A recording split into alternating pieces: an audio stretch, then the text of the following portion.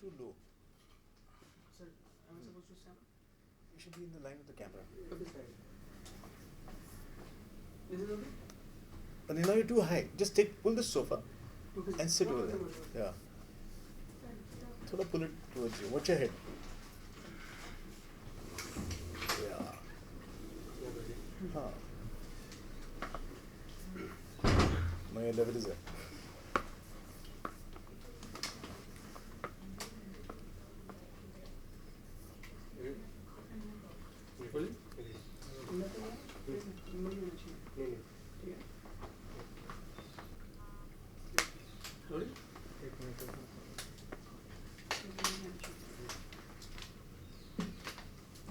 Shift over. Yeah. Ashish, a very warm welcome to this conversation. Sir सबसे पहले जानना चाहेंगे पहली याद एक याद जो मोहनजोदारो से जुड़ी हुई है, कब आपने नींव रखी इस कहानी की, क्या इंसिडेंट हुआ था, कहाँ से आपने सोचा ये टॉपिक? पहली याद अगर हम सोचेंगे तो वो स्कूल की किताबों में ही थी, स्कूल के वक्त ही थी कि जब उसके बारे में हम पढ़ते थे और हमें सिर्फ मेमोराइज करना पड़ता था, लेकिन वो बहुत ही इन्फॉर्मेशन बहुत सीमित थी, इतनी ज़्यादा इन्फॉर्मेशन थी नहीं उसमें। तो कई साल बाद जब हम कॉलेज में आए और फिर हम म्यूज़ियम में गए देखने, तो म्यूज़ियम में एक सेक्शन में हमने ये सब आर्टिफैक्ट्स देखे, तब वापस याद आया कि अरे हाँ, ये सब हमने ये जो प्रीस्ट हेड है या ये जो क्ले डॉल्स हैं या सील्स हैं, ये हमने स्कूल में पढ़े थे। और फिर जब मैं भुज गया लगान की रेकी के लिए, तब मैंने ढोलावीरा की एक्सकवेशन साइट देखी और पहली बार I walk through the entire excavation and first time I got the impact of what this civilisation probably could have been. और ऐसे कितने सारे शहर हैं जो एक्सकवेशंस जहाँ पे चल रही हैं।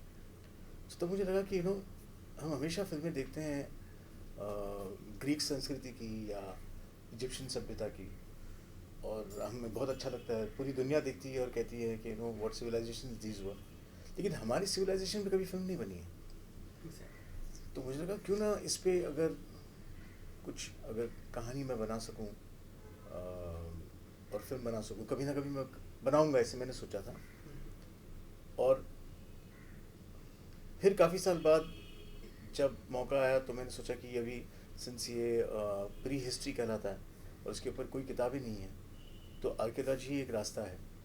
तब फिर मैंने आर्कियोलॉजिस्ट को कांटेक्ट किया और उनसे सब इन्फॉर्मेशन ली, क्या क्या उनकी स्टडीज़ थी, और उसकी बेस पे स्टोरी बनाई। सर कितने दिन लग गए इस कहानी को डेवलप करने में?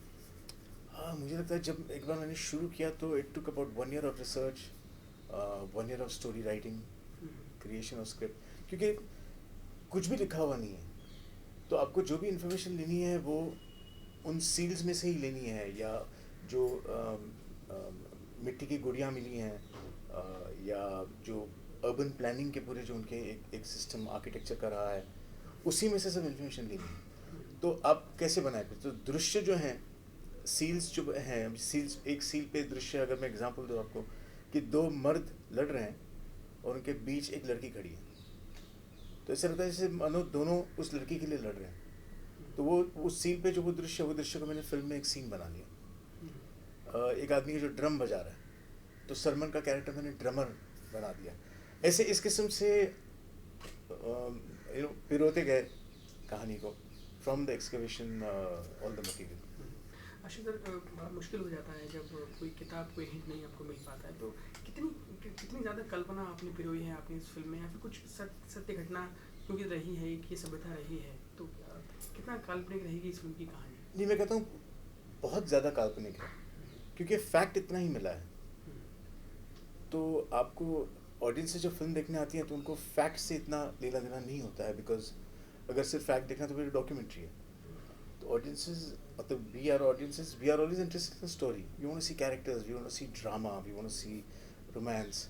तो ये तो सब बनाना पड़ा, बट ये बनाते वक्त इसका कॉम्बिनेशन फैक्ट के साथ करना बहुत ज़रूरी था, बिकॉज अगर दोनों का अगर मिश्रण नहीं होगा तो वो फिल्म एंटरटेनिंग नहीं हो सकती।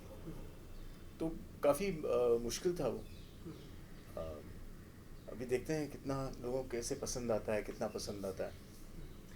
आशु सर, क्योंकि जब भी किसी एक नई कहानी पे काम किया जाता है तो जो निर्देशक होता है उसका एक सेट ऑफ माइंड बिल्कुल अलग रहता है। तो आप किस तरीके से बिहेव करते थे घर में, या फिर लोगों से बात करते थे, लोग दोस्तों से मिलते थे, या सिर्फ जो रिसर्चर्स थे सिर्फ उनसे ही आपका मिलना होता था? किस तरीके से आपकी लाइफ हो गई थी? एक्चुअली जब मैं फिल्म बनाता हूँ ना, तो मैं I try to disconnect from all other movie watching या एनी सोर्सेज ऑफ एंटरटेनमेंट, क्योंकि अदरवाइज वो बहुत डिस्ट्रैक्शन होती रहता है। तो मैं कोशिश करता हूँ कि जो फिल्म कर रहा हूँ उसी पे कॉन्स्टेंटली ध्यान दूँ, उसके पहलू जो हैं अलग अलग वो पढूँ, उनके बारे में उनका अभ्यास करूँ। बिकॉज स्क्रिप्ट की डिटेलिंग में चाहे वो कॉस्ट्यूम हो, चाहे वो म्यूज़िक हो, साउंड हो, प्रॉपर्टी हो, इतनी सारे डिपार्टमेंट्स हैं कि हर एक का एक रिसर्च करना बहुत ज़रूरी है। बिकॉज वो रिसर्च जब तक मैं नहीं करूँगा तब तक स्क्रिप्ट में नहीं आ सकता वो। तो वो सब करते वक्त I try and focus only on that. I don't थोड़ा सा डिटैच हो जाता हूँ, करना पड़ता है I think, because I like functioning with that. Sir, जो जो इंडस्ट्री में आपके बेस्टी हैं, जो आपके वेल विशर्स हैं, जो आपके बहुत क्लोज हैं, जब आप कुछ लिख रहे होते हैं तो वो टॉपिक या फिर वो लिंक आप उनको बताते हैं कि ये चीज़ कैसी रहेगी अगर मैं इसको कुछ करूँ, या फिर सारा दारोमदार आपके ऊपर होता है, एक दायरे में आप बंद हो जाते हैं? नहीं, मैं पूरा ड्राफ्ट जब तक मैं ख़त्म नहीं करता ना, मैं शेयर नहीं करता हूँ। बिकॉज पहले मेरा ये जानना बहुत ज़रूरी है मेरे लिए कि क्या कहानी का रुख जो है, जहाँ से शुरू हुई है जहाँ पे जाके एंड करनी है, क्या वो करेक्ट है। और मोहनजोदारो के केस में जो आर्कियोलॉजिस्ट को मैंने इनवाइट किया था, 6 आर्कियोलॉजिस्ट से, एक यूएस से था और बाकी 5 यहाँ के थे। तो उन सब से जब मैंने इन्फॉर्मेशन ली उसके बाद मैंने स्क्रिप्ट लिखी और उनसे अप्रूवल्स लिए उस पर। बिकॉज इन्होंने जब इतनी ज़िंदगी दी है एक्सकवेशन साइट्स पे, तो उनका एक व्यू पॉइंट मुझे लाना था फिल्म में। तो स्क्रिप्ट जब उन्होंने पढ़ी तो उन्होंने रिएक्शंस दिए कि ये इसको थोड़ा चेंज कर दीजिए या उसको थोड़ा चेंज कर दीजिए, ऐसा हम नहीं कह सकते हैं या ऐसा हम कह सकते हैं। वो सब चेंजेस किए, उसके बेसिस पे फिर स्क्रिप्ट रेडी की।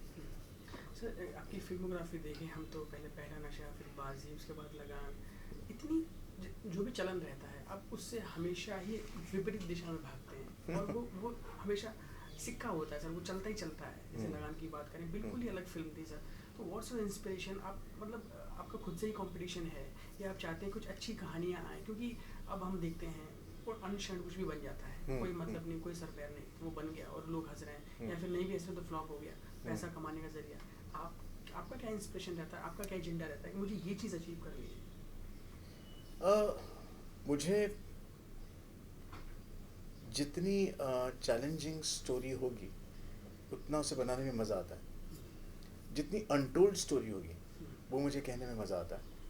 जब मैं अनटोल्ड कह रहा हूँ, यानी अनकही कहानी जो होती है कि हमें जैसे ब्रिटिश राज हम जानते हैं, हम राजा महाराजा की लाइफस्टाइल जानते हैं, हम कास्ट सिस्टम जानते हैं, हम रूरल इंडिया का एक गांव का जो एक वातावरण होता है वो हम जानते हैं, लेकिन भुवन की कहानी हम नहीं जानते। तो भुवन की कहानी, लगान की, क्रिकेट की, वो सब इस एनवायरनमेंट में आके जब बैठती है तो वो फैक्ट और फिक्शन का एक मिश्रण हो जाता है। जैसे जोधा और अकबर के भी उनके कमरे में, उनके चेम्बर में, उनके बीच क्या हुआ, रोमांस क्या था, ये हम नहीं जानते। So it gives me joy to create the world, but at the same time also tell a untold story. So similar is the case with Mohenjo-daro. It excites me. Sir, हम ये भी जानते हैं कि जितने उम्दा आप निर्देशक हैं उतने अच्छे एक एक्टर भी हैं सर। आप चमत्कार में थे, आप कभी यहाँ कभी ना में, याद है आपको? सर देखिए, कई बार देखिए सर, बेहद पसंद किया आपका character sir.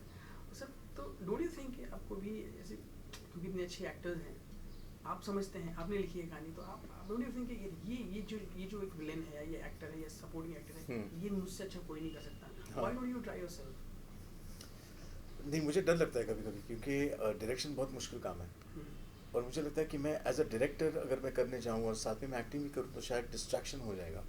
My mind will get diverted because it's too big a multitask for me to be able to, because as a director you're already thinking about so much. You're thinking about foreground, you're thinking about background, you're thinking about so many elements that as an actor I'll get distracted. So I I have a temptation, but I keep it down. अगर sir please ये भी बताइए कि क्योंकि आपको लगता है कि मैं कप्तान हूँ और मुझ पे ज़्यादा रिस्पॉन्सिबिलिटी है तो कुछ और चीज़ों में मैं ना उलझूँ, अगर मैं जानना चाहूँगा आपसे कि लगान में अगर कोई रोल आप करना चाहते तो कौन सा होता, या फिर अगर मोहनजोदारो में करना चाहते तो कौन सा होता? एक्चुअली लगान में जो रोल मुझे करना था, मेरे माइंड में था, वो था अर्जुन, जो ब्लैक स्मिथ है। जो कील ठोकते हैं उनको हाँ हाँ हाँ हाँ। फिर मुझे लगा कि नहीं, अर्जुन तो बहुत ज़्यादा सीन्स हैं, ये मैं नहीं कर पाऊँगा। तो मैंने कहा ठीक है, अब मैं कौन सा रोल करूँ। फिर मेरी निगाहें पड़ी जो लगान आके अनाउंस करता है, राजा का आदमी घोड़े पे, तो वो वाला करता हूँ। कुछ 2 ही लाइन है और मैं अच्छी तरीके से कर पाऊँगा और निकल जाऊँगा। फिर मैंने देखा कि नहीं, उसकी इंटेंसिटी कुछ अलग ही है, एंड वो सीन इतना इम्पोर्टेंट है कि उसमें अगर मैं आ गया तो शायद डिस्ट्रैक्शन हो जाऊंगा, कि लोगों को अगर लगा कि ये तो फिल्म का डायरेक्टर है तो डिस्ट्रैक्शन हो जाएगा।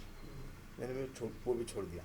तो ऐसे कांस्टेंट अट्रैक्शंस होते हैं रोल करने के, लेकिन till now I haven't. Maybe I don't know, maybe in the future I will. Sir जानना ये भी चाहते हैं कि लगान आपके नाम से ऐसे जुड़ गई है जैसे एक आपका ही एक अक्स है लगान, तो सर इस बात की आपको खुशी होती है कि किसी भी प्रोजेक्ट के बारे के साथ साथ लगान की भी बात की जाती है, या फिर कोई दुख होता है यार ये मैं बात कर रहा हूँ इस चीज़ की और लगान फिर से, सर कैसा एक माइंड सेटअप रहता है? नहीं नहीं, मुझे मेरी हर फिल्म बहुत पसंद है, बिकॉज हर फिल्म एक बहुत बड़ा एक्सपीरियंस रहा है। तो इट्स लाइक हम कहते हैं ना, जब टीनेजर आप बने तो आपका वो मोमेंट क्या था, जब आप 18 साल के हुए तो तब मोमेंट क्या था, 21 साल के तो मोमेंट क्या था, वोटिंग का मोमेंट क्या था। एक ऐसे एक माइलस्टोन्स है हमारी ज़िंदगी के। वैसे ही मुझे मेरी हर फिल्म एक माइलस्टोन है मेरी लाइफ की। तो चाहे वो पहला नशा हो या बाजी हो या लगान, अब जितनी बार बात करेंगे मुझे मज़ा आएगा और उसके बारे में मैं बहुत सारी बातें बता भी सकूँगा। I like revisiting the movies that I have made. Okay sir, क्योंकि सर एक निर्देशक इंसान भी होता है सर, और कई डैड ब्रदर एक्सेट्रा एक्सेट्रा, तो when did you cry last time, और किन चीज़ों पे आप रो पड़ते हैं और क्या चीज़ आपको इमोशनल कर देती है sir? I think I cry most in movies. An intensely dramatic scene or an emotional scene brings out tears in me. But it's during a movie watching experience. Okay sir, क्योंकि इतनी एक बेहतरीन फिल्मों का तांता लगाया है सर आपने, लोग सीखते हैं आपकी फिल्मों से, कितने चेंजेस आए हैं आप में एज एन ह्यूमन बीइंग, पहला नशा से लेके मोहनजोदारो तक, क्या एक्सपीरियंस काम आता है पहली फिल्मों का, या फिर हमेशा ही आप अपने आप में कुछ नया ढूंढते हैं, किस तरीके की एक नहीं, मैं सोचता हूँ कि पहली फिल्म आप करते हैं या जो भी आप फिल्म करते हैं, आप उसका एक्सपीरियंस अपनी अगली फिल्म में ले जाते हैं, and you mature with every film. A creative person matures with every work that he does. So what you lose is innocence.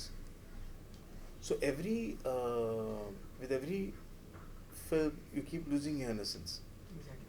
So today I feel I'm not the same guy who made Lagan, because I have now matured a lot. Today if I have to do Lagan, it would be a very different film. So I think maturity, becoming mature with your work is an advantage, but a little disadvantage in a different way, because you lose that hunger which you had in your previous film. Exactly. But I'm very conscious of this fact, और मैं कोशिश करते रहता हूँ कि जितना भी हो सके वही भूख, वही पैशन हर प्रोजेक्ट के साथ हो. इसलिए शायद मुझे स्क्रिप्ट चुनने में भी बहुत वक्त लग जाता है. जिसके बारे में मैं बहुत पैशनेट फील करूँ, वही मुझे करना होता है. सर क्योंकि आप इतने बड़े ओहदे पर हैं, इतनी बड़ी टीम है सर आपकी, तो आपके सर्कल में आपका सबसे बड़ा क्रिटिक कौन है जो आपको बेबाकी से बोलता है यार ये क्या बना दिया? Sir your wife, your children और something? I think I would say Sunita first, my parents, my sister Shlesha. They immediately, both my sons now, they immediately strip me of all illusions. मुझे तुरंत बता देते हैं क्या गलत है और क्या नहीं रहना चाहिए, unashamedly. बट वो बहुत ज़रूरी भी है और मुझे अच्छा लगता है वो, because you able to correct yourself then. नहीं तो कभी कभी हम वाह वाह में खो जाते हैं। तो I think my family. So please share any incident जब आप कोई एक बात जो आपके बेटों ने कहा या मैम ने आपको बताई हो कि उस फिल्म में वो वाला सीन आपने समथिंग लाइक दैट, कुछ आपको याद आता हो, please share with us. Individual scene तो मैं नहीं बता पाऊंगा, लेकिन काफ़ी बार जो स्क्रिप्ट्स, इंटरमीडिएट स्क्रिप्ट्स होती हैं जो मैंने लिखी हैं, जो कंप्लीट स्क्रिप्ट्स लिख के रेडी हो गई हैं, लेकिन उन्होंने पढ़ी है, उन्होंने कहा कि ये मत बनाओ because we don't like the script, और जो बनी है वो सब उन्होंने अप्रूव की हुई हैं। तो इस किस्म का एक ओवरऑल ओवरव्यू इन्वॉल्वमेंट है फैमिली में। सर मोहनजोदारो का सबसे मुश्किल पार्ट क्या रहा, उसका शूट या फिर कुछ और, उसकी कहानी या फिर उसके लोकेशंस, या फिर आप जिस तरीके से ऋतिक को या फिर पूजा को आप बता रहे थे चीज़ों की, वो क्या सबसे मुश्किल क्या रहा सर? आई थिंक सबसे मुश्किल मोहनजोदारो में वही है कि ये दुनिया कैसे क्रिएट करनी है, बिकॉज ये एक ऐसी संस्कृति, ऐसी सभ्यता है जिसके बारे में हम कुछ नहीं जानते, और सबकी इमेजिनेशन में जो एक मोहनजोदारो बसा हुआ है वो खरा उतरना बहुत ज़रूरी है। तो कैसे लोग थे, इनका बर्ताव क्या था, एक दूसरे से रिश्ता क्या था, क्या किस धर्म में, किस भगवान में मानते थे, क्या भगवान थे इनके, ये जो सारी चीज़ें थी बहुत मुश्किल थी क्रिएट करने के लिए। तो अभी कर तो दिया है, now just looking forward to the release. Sir लगभग फिल्म तैयार है, और any final words for the film for आपके व्यूअर्स के लिए? I think we got it. ठीक है sir, thanks so much. Thanks. Because you were distracting me from here. Thanks.